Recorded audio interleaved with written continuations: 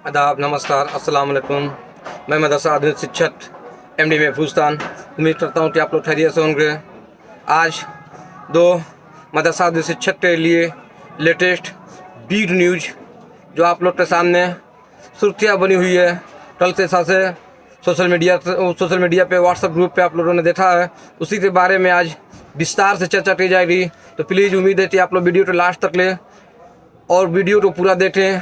और जो चैनल पे नए हैं उनसे मेरी हर बार की तरह इस बार भी रिक्वेस्ट है कि वो चैनल को लाइक, शेयर और सब्सक्राइब करना ना भूलें। तो मेरे प्यारे मदरसा आधुनिक शिक्षक साथियों, जैसा कि कल राज्य मंत्री दानिश आज़ाद अंसारी साहब कंटिन्यू मदरसा आधुनिक शिक्षकों के लिए मेहनत कर रहे हैं।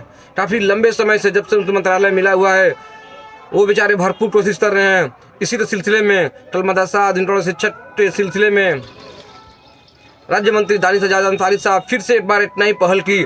और कल आप लोगों ने देखा भी होगा कि उनके फेसबुक पे उन्होंने पोस्ट भी किया था मदरसा शिक्षकों के लिए। तब उन्होंने उत्तर प्रदेश के माननीय मुख्यमंत्री जी से इसी सिलसिले में खास तौर पे एक मुलाकात की और सारी समस्या को हमेशा की तरह इस बार भी अवगत कराया।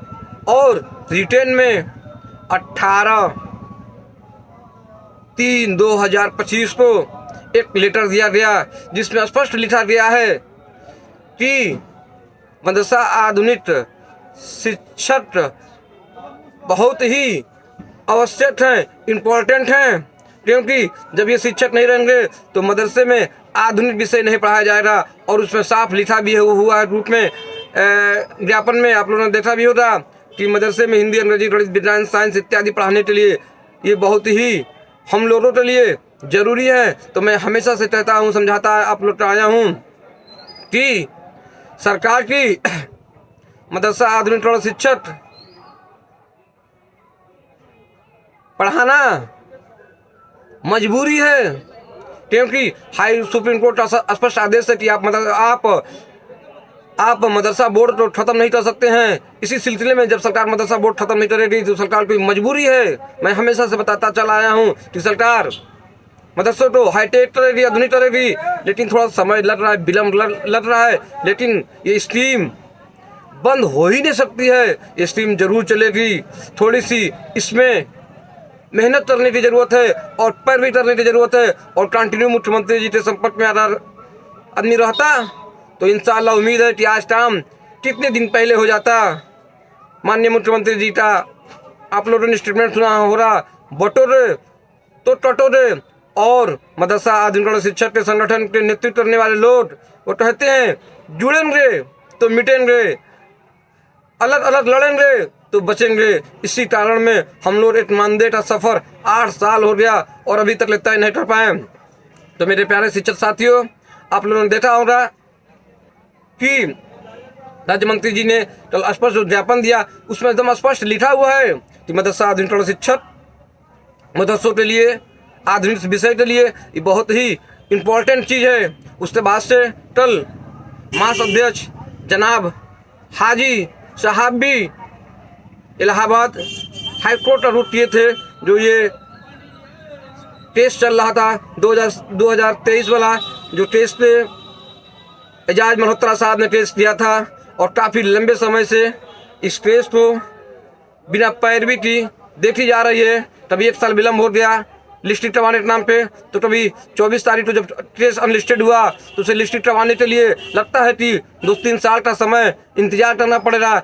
आईमास अध्यक्ष जनाब एजाज साहब को इसी सिलसिले में मदरसा आधुनिक शिक्षक एक टोली फूटी टोली के लिए मर रहे हैं। और आप एक बढ़िया से गद्दा वाले सोफा पे बैठे, जैसे माननीय मुख्यमंत्री जी कुर्सी पे बैठे अपना प्रवचन सुनाते हैं, उसी तरह ये आते हैं और अपना प्रवचन सुनाते चले जाते हैं। एक VIP कुर्सी इनके पीछे लगी रहती है, उसके पीछे तौलिया भी लगी रहती है। और मदरसा आधुनिक शिक्षक एक जमीन पे बैठे बोलता है, बहुत तकलीफ होती है। जिसका अध्यक्ष सूट बूट हो और उससे जनता गरीब हो, इसी से आप लोग समझ लीजिए कि वो अध्यक्ष कितना ईमानदारी से कार्य करता होगा।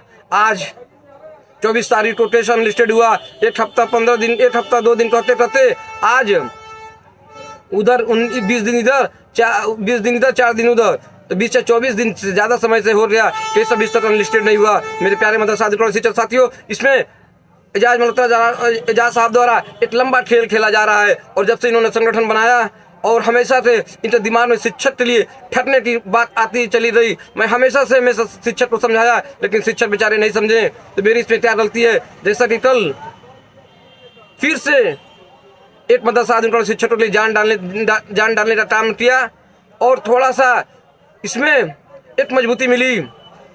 जैसे कि दानिश एजाज अंसारी साहब ने कल मुख्यमंत्री को ज्ञापन दिया और रिटेल में ज्ञापन दिया और सारी समस्याओं को भी अवगत कराया। तो प्लीज़ आप लोग से हमेशा की तरह विनती रहती है और मैं राजनीति को बहुत अच्छी तरह बारीकियाँ से समझता हूँ।